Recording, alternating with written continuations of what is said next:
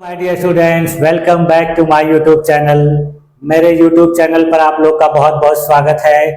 Dear students, आज की class में हम लोग नॉम चॉम्स्की के भाषा विकास के सिद्धांत का अध्ययन करेंगे और यह भाषा के विकास का सिद्धांत जो है बहुत ही इम्पॉर्टेंट है। इस सिद्धांत को जान लेने के बाद आप इसका उपयोग विभिन्न प्रकार की भाषाओं की जो पेडागोजी के क्वेश्चंस आते हैं उनको सॉल्व करने में बहुत सहायता प्राप्त कर सकते हैं। तो चलिए आइए देखा जाए कि नॉम चॉम्स्की महोदय ने अपने जो भाषा का विकास सिद्धांत बताया था इसमें क्या क्या महत्वपूर्ण बातें इन्होंने बताई है और इन बातों के आधार पर हम किस प्रकार अपने एग्जाम में क्वेश्चंस को सॉल्व कर पाएंगे। तो चलिए देखा जाए। चलिए देखिए, आज की क्लास का टॉपिक है नॉम चॉम्स्की की भाषा विकास की थ्योरी या सिद्धांत। तो इस थ्योरी को जानने से पहले हम लोग थोड़ी बहुत नॉम चॉम्स्की के बारे में बेसिक बातों को जान लेते हैं। जैसे कि देखिए, इनका जन्म 7 दिसंबर 1928 ईस्वी को हुआ था और यह अभी भी जीवित है, लेकिन काफी बूढ़े हो चुके हैं। लगभग 100 साल के लगभग इनकी उम्र हो चुकी है। ये देखिए, प्रमुख भाषा मनोवैज्ञानिक हैं, दार्शनिक हैं, राजनैतिक हैं, एक्टिविस्ट हैं, लेखक हैं और व्याख्याता हैं। इन्होंने देखिए मैसाचुसेट्स इंस्टीट्यूट ऑफ टेक्नोलॉजी के असिस्टेंट प्रोफेसर के रूप में कार्य भी किया हुआ है। इन्होंने देखिए अपने भाषा विज्ञान की शुरुआत अपनी एक पुस्तक जिसका नाम है सिंटैक्टिक स्ट्रक्चर से की थी और कहा जाता है कि उनके पीएचडी की शोध logical structure of linguistic theory 1955 में इसका परिमार्जित रूप था। यानी इसका परिमार्जित रूप जो था, उनकी यही जो पुस्तक लिखी गई थी सिंटैक्टिक स्ट्रक्चर, उसी से इनके इस सिद्धांत की शुरुआत मानी जाती है। और चॉम्स्की महोदय जो है प्राचीन भारतीय व्याकरण पाणिनि के प्राचीन जेनरेटिव ग्रामर के नियमों को भी महत्व देते थे और उसको भी स्वीकृति प्रदान करते हैं। अब देखिए, अब इस थ्योरी को हम लोग देखते हैं। देखिए, जो नॉम चॉम्स्की की भाषा विकास की थ्योरी यानी सिद्धांत है उसको यूनिवर्सल ग्रामर के नाम से भी जाना जाता है। यानी इनका जो सिद्धांत है ज्यादातर जो है यूनिवर्सल ग्रामर के नाम से प्रसिद्ध है। देखिए, इनकी यह थ्योरी यानी सिद्धांत भाषा विज्ञान, लिंग्विस्टिक और संज्ञानात्मक विकास, कॉग्निटिव डेवलपमेंट के क्षेत्र में बहुत महत्वपूर्ण मानी जाती है। यानी इनका जो सिद्धांत है ये भाषा विज्ञान के क्षेत्र में और संज्ञानात्मक विकास के क्षेत्र में बहुत महत्वपूर्ण माना जाता है। नॉम चॉम्स्की का देखिए मानना है कि मनुष्य के मस्तिष्क में भाषा सीखने और समझने की क्षमता जन्मजात होती है। यानी इनका कहना है कि जो मनुष्य भाषा सीखना शुरू करता है वो उसके लिए क्या होती है, जन्मजात होती है, यानी इनेट होती है।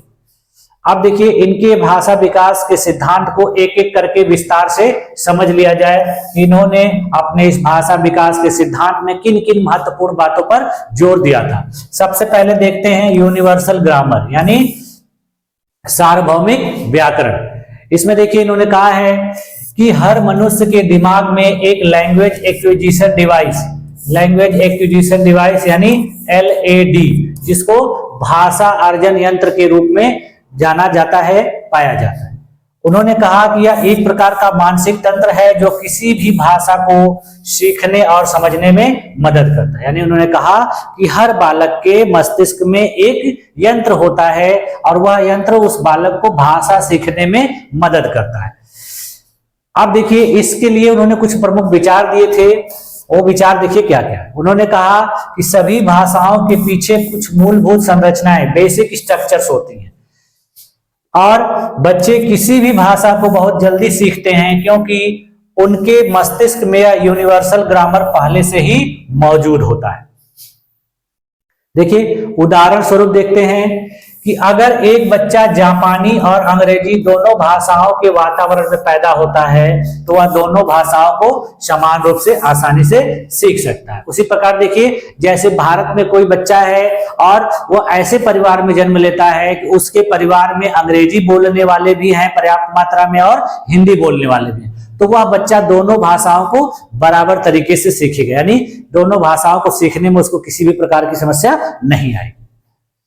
अगला देखिए, इन्होंने भाषा विकास का चरण बताया था, यानी भाषा कई चरणों में होकर धीरे धीरे विकसित होती है।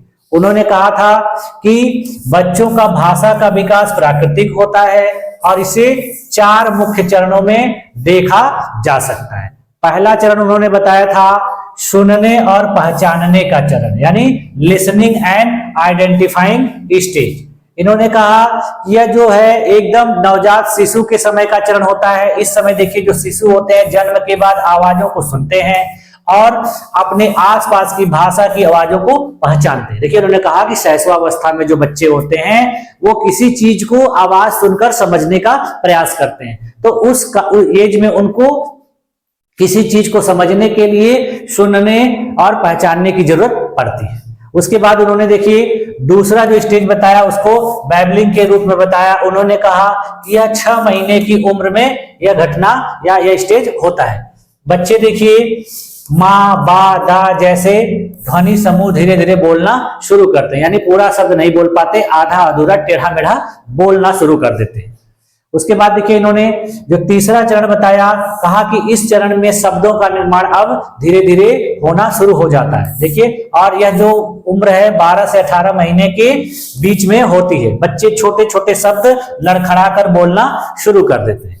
उसके बाद देखिए इन्होंने जो चौथा स्टेज बताया वह कहा वाक्य संरचना का स्टेज होता है, सेंटेंस फॉर्मेशन। इन्होंने कहा कि 2 से 3 साल की उम्र तक बच्चे छोटे छोटे वाक्य बोलने और भाषा के व्याकरणीय नियमों को पालन करने लगते हैं। अब देखिए नेटिविस्ट थ्योरी, यानी इन्होंने नेटिविस्ट थ्योरी की भी बात की थी। नेटिविस्ट थ्योरी देखिए क्या है, चॉम्स्की का कहना है कि भाषा सीखने की क्षमता अनुभव पर नहीं बल्कि आनुवांशिकता पर आधारित है। उन्होंने कहा ये जो भाषा सीखने की क्षमता है केवल अनुभव पर ही नहीं बल्कि आनुवांशिकता पर भी आधारित है। देखिए उन्होंने कहा कि यह जो आनुवांशिकता पे आधारित क्षमता होती है, देखिए इसमें जन्मजात क्षमता भी होती है जिसे इनेट एबिलिटी कहा जाता है। इन्होंने कहा बच्चे जन्म से ही इस क्षमता के साथ आते हैं या जन्म लेते हैं। वे केवल अपने आसपास की भाषा को सुनकर उसे समझने और बोलने में सक्षम होते हैं।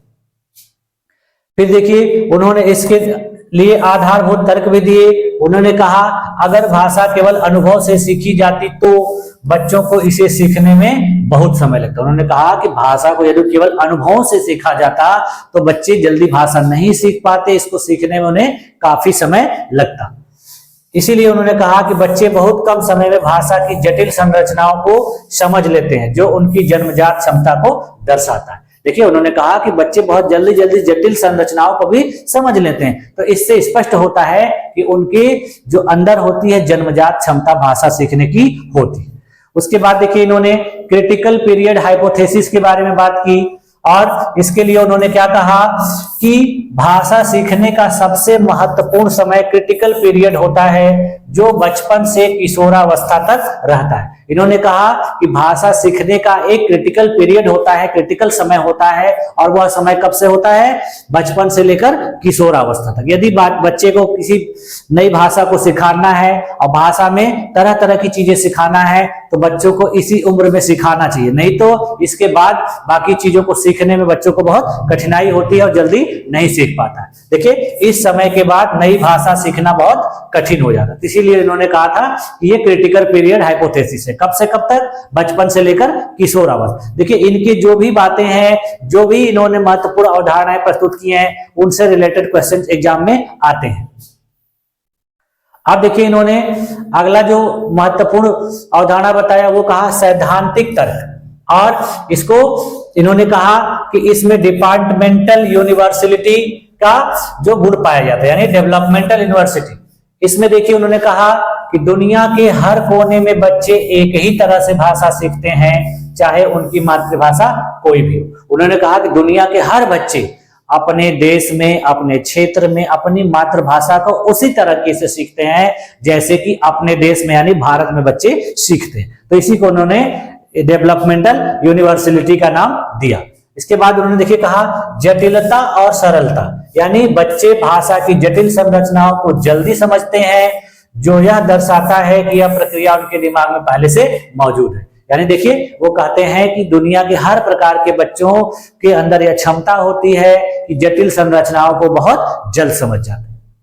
अब देखिए चॉम्स्की का क्रिटिसिज्म, यानी चॉम्स्की के इस भाषा विकास के सिद्धांत की आलोचना। यानी देखिए कोई भी चीज होती है, कोई भी सिद्धांत होता है, उसकी थोड़ी बहुत आलोचना होती ही है। यानी कोई भी ऐसा व्यक्ति नहीं है जो किसी चीज को पूरी तरह से सबके लिए उचित बना सके, तो कुछ ना कुछ उसमें कमियां रहती हैं। तो इनके सिद्धांत में भी कुछ कमियां बताई गई हैं। और देखिए वो कमियां क्या है। कुछ भाषाविद मानते हैं कि भाषा सीखने में सामाजिक और सांस्कृतिक कारक यानी सोशल एंड कल्चरल फैक्टर्स भी बहुत महत्वपूर्ण होते हैं। देखिए सही बात है। कुछ वैज्ञानिकों ने कहा है कि भाषा केवल लैंग्वेज एक्विजिशन डिवाइस या जन्मजात क्षमता के द्वारा या अनुभवों के द्वारा या किसी आवाज को सुनकर ही नहीं सीखी जाती है, उस पर देखिए सामाजिक सांस्कृतिक प्रभाव भी महत्वपूर्ण होते हैं। इनके द्वारा भी बच्चे भाषा सीखते हैं और समझते हैं।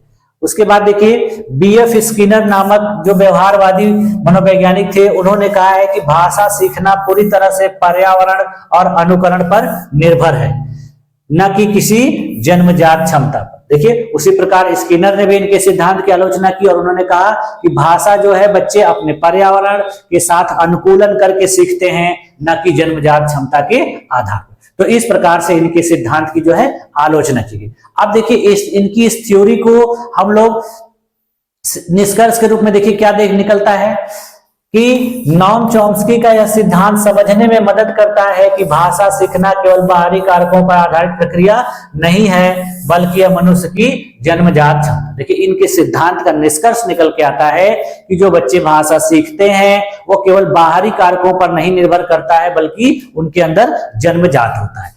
उनकी यह भाषा के विकास की जो थ्योरी है, सिद्धांत है, देखिए भाषा के विज्ञान, मनोविज्ञान और शिक्षण विधियों के क्षेत्र में गहरा प्रभाव डालता है।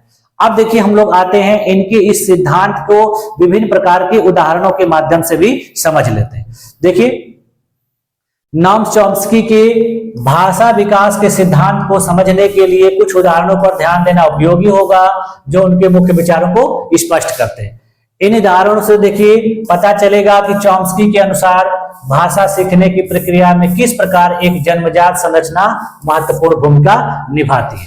देखिए सबसे पहले हम देखते हैं बच्चों में स्वाभाविक भाषा का विकास होता है, इससे संबंधित उदाहरण। देखिए इन्होंने कहा था चॉम्स्की के अनुसार छोटे बच्चे बिना औपचारिक शिक्षा के भाषा सीख सकते हैं। उन्होंने कहा था कि बच्चे को बिना औपचारिक शिक्षा दिए भी भाषा सिखाया जा सकता है।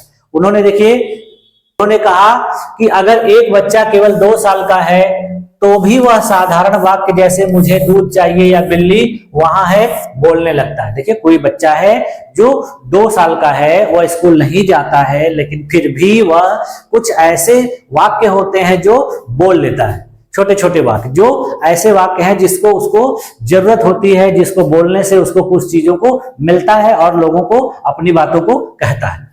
देखिए बच्चे इस उम्र में भी सही व्याकरण का पालन करते हैं, भले ही उन्हें व्याकरण के नियमों के बारे में बताया। कह रहे हैं कि बच्चे इस उम्र में भी सही तरह से सेंटेंस बोलते हैं, जैसे लगता है कि उनको व्याकरण का नियम पहले से पता है, उनको किसी के द्वारा बताया नहीं गया। चॉम्स्की के विचार का समर्थन यह है कि हर बच्चे में एक जन्मजात भाषा सीखने की क्षमता। देखिए यह उदाहरण सब चॉम्स्की के विचार का समर्थन करता है कि हर बच्चे में एक जन्मजात भाषा सीखने की क्षमता होती है।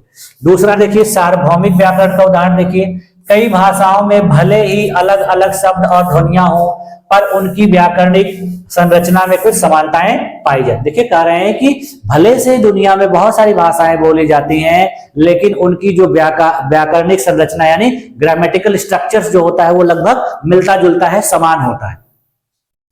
इसके लिए देखिए उन्होंने उदाहरण के लिए क्या बताया कि लगभग सभी भाषाओं में कर्ता कर्म क्रिया, जैसे अंग्रेजी में सब्जेक्ट वर्ब ऑब्जेक्ट की एक संरचना होती है, वैसे ही देखिए अपने देश में भी होती है। तो कह रहे हैं कि दुनिया में कहीं भी ग्रामर सिखाया जाता है, वहां कर्ता कर्म क्रिया जरूर होता है। तो उसी प्रकार से हिंदी में भी जो भाषा बच्चे सीखते हैं उसकी भी अपनी एक जो है ग्रामेटिकल स्ट्रक्चर्स होते हैं। जैसे राम ने गेंद फेंकी, तो देखिए यह क्या है कि कर्ता क्रिया कर्म के आधार पर है। उन्होंने कहा कि अन्य भाषाओं में भी कुछ व्याकरणिक संरचनाएं इसी प्रकार की होती है। देखिए चॉम्स्की के अनुसार यह समानता इस बात का संकेत करती है कि हम सभी एक सार्वभौमिक व्याकरण के साथ जन्म लेते हैं। देखिए यह सार्वभौमिक व्याकरण का उदाहरण था। उसके बाद देखिए इन्होंने न्यूनतम भाषा आदान प्रदान की बात कही थी, इससे संबंधित भी उदाहरण देख लेते हैं। उन्होंने कहा अक्सर छोटे बच्चे अपनी मातृभाषा में बहुत जटिल व्याकरणिक संरचनाओं को समझ लेते हैं, भले ही उनके आसपास के लोग उन्हें अधूरी जानकारी देते। देखिए उदाहरण के लिए उन्होंने क्या कहा कि अगर कोई बच्चा यह सुनता है कि कुत्ता बगीचे में है तो वह अन्य वाक्य जैसे बिल्ली छत पर है खुद से ही बोल लेता है या बना लेता है। तो इसके द्वारा उन्होंने कहा कि बच्चे यह नियम खुद से नहीं सीखते, बल्कि यह उनके मस्तिष्क में पहले से ही होता है कि कैसे वाक्य बनते हैं। देखिए जब बच्चा किसी के द्वारा सुनता है कि कुत्ता बगीचे में है तो अपने आप वह बना लेता है एक सेंटेंस कि बिल्ली छत पर है। तो वही यह कह रहे हैं कि यह चीज उसके मस्तिष्क में पहले से ही होता है कि वाक्य कैसे बनता है, वो उनको किसी को बताने की जरूरत नहीं पड़ती। इसी को उन्होंने देखिए कहा कि न्यूनतम भाषा आदान प्रदान, इसका अर्थ है कि बच्चों को कम जानकारी मिलने पर भी वे भाषा के जटिल नियम आसानी से समझ लेते। उसके बाद देखिए भाषा के प्रति रचनात्मकता की जो बात उन्होंने कही थी, इसके लिए उन्होंने देखिए क्या कहा। उनका मानना है कि बच्चे अपने द्वारा सुने गए वाक्यों की नकल करने के बजाय नए वाक्य भी बना सकते। देखिए उन्होंने कहा कि बच्चे अपने द्वारा सुने गए जो नकल शब्द होते हैं उसको नकल करने के बजाय नए शब्द बनाना सीख जाते हैं। देखिए उदाहरण के लिए देखिए यदि बच्चे ने पहले कभी बिल्ली हरी घास पर कूद रही है नहीं सुना है, फिर भी वह इसे सही व्याकरण के साथ बना सकता है। यह उनकी रचनात्मकता को दर्शाता है और यह भी कि उनके मस्तिष्क में व्याकरणिक संरचना जन्म से ही मौजूद है। देखिए बहुत सारे ऐसे सेंटेंस होते हैं, बहुत सारे ऐसे वाक्य होते हैं जो बच्चा बिना किसी के बताए अपने आप बोल लेता है। तो यही वो बता रहे हैं कि ये उन संरचना उसके दिमाग में पहले से ही मौजूद होती है और जिसके आधार पर वह बच्चा इन सब चीजों को बोलना और लिखना सीखता है। फिर देखिए भाषा अर्जन उपकरण यानी लैंग्वेज एक्विजिशन डिवाइस का भी उदाहरण देख लेते हैं। उन्होंने देखिए क्या कहा कि एक बच्चा दो भाषाएं सुनता है, अंग्रेजी और हिंदी। अब उनके अनुसार देखिए उसके मस्तिष्क में मौजूद एलईडी उसे दोनों भाषाओं के व्याकरणिक ढांचे को समझने में मदद करता है। वह जल्दी से दोनों भाषाओं के व्याकरण को अलग अलग समझने लगता है। इस तरह देखिए एक बच्चा बिना विशेष प्रयास के भी कई भाषाओं के नियम सीख लेता है, जो बताता है कि उसके दिमाग में एक तरह का अंतर्निहित भाषा का ढांचा मौजूद होता है। देखिए हम लोग भी बहुत सारे ऐसे जो व्याकरण की चीजें हैं बच्चों को हिंदी में पढ़ा देते हैं, तो बच्चे उसको उपयोग करके अंग्रेजी में भी सेंटेंस बनाना सीख लेते हैं। या देखिए कुछ ऐसी चीजें हैं जो अंग्रेजी और हिंदी में बिल्कुल मिलती जुलती हैं, बस केवल भाषा का फर्क पड़ता है। तो इसीलिए उन्होंने कहा कि जब बच्चे को एक भाषा का ग्रामर पढ़ाया जाएगा, एक भाषा सिखाई जाएगी, तो उसकी सहायता से बच्चा दूसरी भाषा को भी आसानी से सीख लेता है। तो यही सारी बातें उन्होंने विभिन्न प्रकार के उदाहरणों के माध्यम से बताई है। अब देखिए उन्होंने अगली चीज बताई है कि गलतियों से सीखना और संरचना का उपयोग करना। उन्होंने कहा कि अक्सर बच्चे ऐसी व्याकरणिक गलतियां करते हैं जो उन्होंने कभी दूसरों से नहीं सुनी। देखिए उन्होंने कहा कि बच्चे जो व्याकरणिक कुछ त्रुटियां करते हैं और इस प्रकार की त्रुटियां उन्होंने किसी से सुना नहीं होता है, वो अपने आप करते हैं और फिर बाद में उसमें सुधार भी करते हैं। देखिए जैसे उन्होंने कहा कि एक बच्चा कहता है कि I go to the park बजाय कि I went to the park. देखिए एक बच्चे को कहना चाहिए कि I went to the park, लेकिन वह अपने मन से बना के कहता है I go to the park. तो देखिए उसने इसमें त्रुटि की। क्यों? क्योंकि उसने देखिए यहां पर ये जो है गो वेंट गॉन का जो फॉर्म होता है उस फॉर्म में गलती की। अब देखिए यह गलती बताती है कि बच्चा व्याकरणिक नियमों जैसे कि ईडी लगाना खुद को समझने और लागू करने की कोशिश कर रहा है। यानी बच्चा ये सब चीजें अपने आप खुद से कर रहा है और ये दिखाता है कि बच्चे किसी का नकल नहीं कर रहे हैं, बल्कि अपने से नई संरचना बनाना सीख रहे हैं। देखिए यह दर्शाता है कि बच्चे सिर्फ नकल नहीं कर रहे हैं बल्कि एक संरचना के आधार पर नियम बना रहे हैं। देखिए इसी प्रकार होता है कि जब बच्चों को किसी भाषा को सिखाया जाता है, आजकल देखिए बहुत से बच्चे स्पोकन इंग्लिश वगैरह सीखते हैं, तो उसमें देखिए हूबहू उसी प्रकार से वो नहीं बोलते हैं, बल्कि अपने तरीके से कुछ सेंटेंस को, कुछ शब्दों को बना के बोलते हैं। तो इस प्रकार देखिए इन सभी उदाहरणों से पता चलता है कि चॉम्स्की का यह सिद्धांत भाषा सीखने की एक जन्मजात और मानसिक प्रक्रिया को उजागर करता है। उनके अनुसार देखिए यह प्रक्रिया सिर्फ बाहरी वातावरण पर निर्भर नहीं होती बल्कि मानव मस्तिष्क में मौजूद एक खास ढांचा इसे संभव बनाता है। तो कुल मिलाकर देखिए जो नॉम चॉम्स्की का यह सिद्धांत है, दो तीन बातों पर बहुत महत्वपूर्ण जो ध्यान देता है। सबसे पहले कि उनके द्वारा कहा गया कि जो भाषा सीखने की यह क्षमता होती है जन्मजात होती है। दूसरी चीज उन्होंने कहा कि दुनिया में एक सार्वभौमिक व्याकरण होता है जो सभी बच्चों के लिए एक ही समान होता है। उसके बाद उन्होंने कहा कि हर बच्चे के मस्तिष्क में लैंग्वेज एक्विजिशन डिवाइस यानी भाषा अर्जन यंत्र होता है जिसकी सहायता से वो बच्चा भाषा को आसानी से सीखता है। तो ये कुछ ऐसी महत्वपूर्ण बातें थी जो नॉम चॉम्स्की के द्वारा कही गई हैं। अब नॉम चॉम्स्की का यह सिद्धांत पढ़ लेने के बाद आप लोग जो है पेडागोजी से रिलेटेड भाषा के क्वेश्चन इंग्लिश में भी हिंदी में भी यदि आ रहे हैं तो आप उनको आसानी से हल कर सकते हैं। तो आज की क्लास में यहीं तक रखा जाए और मुझे पूरी उम्मीद है कि आप लोगों को यह नॉम चॉम्स्की का सिद्धांत अब बिल्कुल सही समझ में आ गया होगा। तो आज की क्लास में आप लोगों का मेरे साथ इतने देर तक बने रहने के लिए बहुत बहुत धन्यवाद। मिलते हैं नेक्स्ट क्लास में, तब तक के लिए थैंक यू।